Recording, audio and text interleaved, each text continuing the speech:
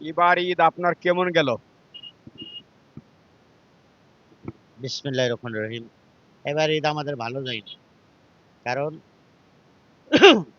বর্তমানে অটোরিকশার জন্য এমন অবস্থা, এই জন্য আমাদের ঈদ এবার ভালো যায়নি। আর বর্তমানে আমাদের যে একটা আশা ভরসা ছিল, আমাদের মাননীয় প্রধানমন্ত্রী জনাব তারেক রহমান সাহেব 17 বছর পরে সরকার গঠন করছে, 18 বছর পরে আমাদের বহুত একটা আশা ভরসা ছিল তার কাছে। কিন্তু দেখা যায় কি, বর্তমানে আমাদের দলের ভিতরে হাইব্রিডে কিন্তু দলটা খেয়ে গেছে। দলটা হাইব্রিডের জন্য এমন অবস্থা, কিন্তু ওদের জন্য যারা এতদিন আন্দোলন সংগ্রাম, যারা মিছিল মিটিং জুলুম নির্যাতনের শিকার হয়েছে, আজকে তাদের দলের ভিতরে কোনো জায়গা নাই। আর আজকে আমি বাংলাদেশের মাননীয় প্রধানমন্ত্রীর কাছে একটা জিনিস জানাইতে চাই, কিন্তু 2001 সালের পরের থেকে কিন্তু হাইব্রিডে কিন্তু আমাদের দলটা শেষ করে ফেলেছিল, কিন্তু আমরা 17 বছর কিন্তু কষ্ট করছি শুধু মেধাবী মা বেগম খালেদা জিয়ার দিকে তাকায়া, আর শহীদ রাষ্ট্রপতি জিয়াউর রহমান আদর্শ বুকে ধারণ করে। আর আপনার উপর যে ধরনের জুলুম নির্যাতন হয়েছে, কিন্তু এগুলা আমরা চোখের সামনে দেখে কিন্তু আমরা পিছপা হইতে শিখিনি, সামনের দিকে আগাই গেছি। এখন বর্তমানে আমরা যে জিনিসটা দেখতেছি, এই জিনিসটা কিন্তু আমাদের পুরো ব্যর্থতা হয়েছে। কালকে আপনার যমুনার সামনে গেলাম, আপনার সাথে একটু দেখা করবো, কিন্তু পারলাম না, সুযোগ হইলো না। যারা কালকে ওইখানে দেখলাম, কিন্তু তাদের মতো লোক জীবনে কোনো সময় মিছিল মিটিং কোথাও কিন্তু আমাদের পাশে দেখিনি।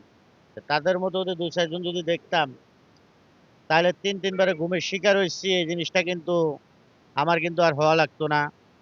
আমার মতো ফুলা খুব খাওয়া লাগতো না, বাড়িঘর ছাড়া লাগতো না, বউ বেড়ি ছাড়া ফুটপাতে ঘুমান লাগতো না। আর সবচেয়ে বড় বিষয় হলো, আজকে আমাদের বাংলাদেশে যে ধরনের পরিস্থিতি বর্তমানে চলতেছে, অটোরিকশা যে ধরনের যে চালাইতেছে, ডাইন নাই বাম নাই যে অবস্থা, একবার এক ধরনের কথা শুনতেছি। আমার কথা হলো ভাই, বাংলাদেশে অটোরিকশা যারা চালায় তারা তাদের কর্ম করে খায়, আমরা আমাদের কর্ম করে খাই। তারা যে জায়গা চালানো তাদেরকে সেই জায়গা দেন, আমরা যে জায়গা চালানো সেই জায়গা আমাদেরকে দেন। তো বর্তমানে যে পরিস্থিতি, ঢাকা শহরে অটোরিকশার জন্য ডাইন নাই বাম নাই, গাড়ি চালাইতে ভয় লাগে, যে প্রতি ডেলি দুই সাইডে অ্যাক্সিডেন্ট হয়, দুই সাইড 10 জন মারা যায়। একটা একটা দুর্ঘটনা সারা জীবনে কান্না, কেউ চায় না ইচ্ছাকৃত ভাবে একটা দুর্ঘটনা ঘটাইতে। তাইতে ঈদ গেছে, সামনে আর একটা কোরবান আসতেছে, ঈদের পরে দিয়া যদি অটোরিকশার লাগাম যদি টাইনটা ধরা না হয়, তাহলে বাংলাদেশে কপালে অনেক দুর্ভোগ আছে সামনে। এগুলো আর বেশি কিছু বলবো না। এখন প্রধানমন্ত্রীর কাছে দুই চারটা কথা বলতে চাই।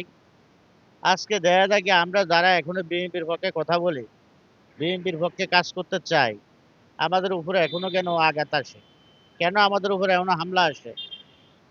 ঈদের 2-3 দিন আগে আমার উপর যে ধরনের হামলা হয়েছে, কিন্তু আমার এখন এখন কিন্তু কি কমু, আর আমার এখন বেঁচে থাকার কথা না। আমার গাছ শার্টটা ছিঁড়া ফেলাইছে দেন, এখনো গেঞ্জি ছিঁড়া আছে। এই যে পেটের ভিতরে আমার গায়ে মাছ ছিল, এই যে দেখেন,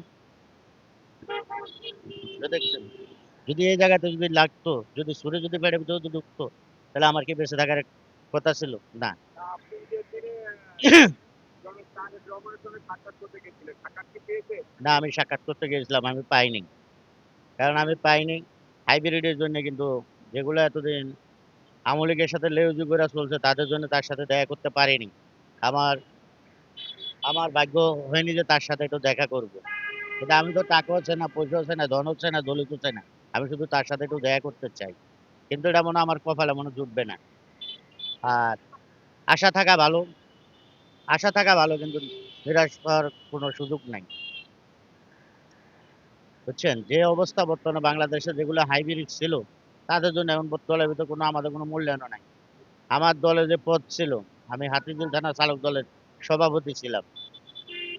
যত আন্দোলনের সংগ্রামে যে কোনো জায়গা মিছিল মিটিং এ সব জায়গায় ছিলাম।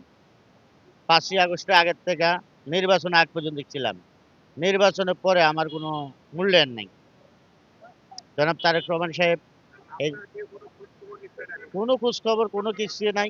কেউ আমাদের জিজ্ঞাসা না দেখলে আরেক দিকে ঘুরে দেখা, কল করি, আমার মোবাইলও ধরে না। লাস্টের আগ করে আর এই পর্যন্ত আর আমি কোনো কলও দিইনি। কারণ আমরা চাই বাংলাদেশের জনগণ একটা শান্তিপূর্ণভাবে চলুক, ভালো মতো চলুক। মানুষ চায় কি, আমি একটা লোককে ডাক দিছে কেন? সে আমারে সুযোগ আর টাইম দিতেছে কেন? তার আমি সুযোগ সুবিধা বিপদ আপদ তার পাশে থাকার জন্য। এখন যদি তারে আমি ডাইকা না যদি তার পাশেও যদি আমি যদি না থাকি, আমি যদি তারে থুইয়া যদি পালাই চইলা যাই, তাহলে তিনকে আসবে। আর আমাদের বর্তমানে বিএনপির ভিতর কিছু নেতাকর্মী আছে যেগুলা দুঃসময় কিন্তু যারা ছিল তাদেরকে এখন হিসাব করে না।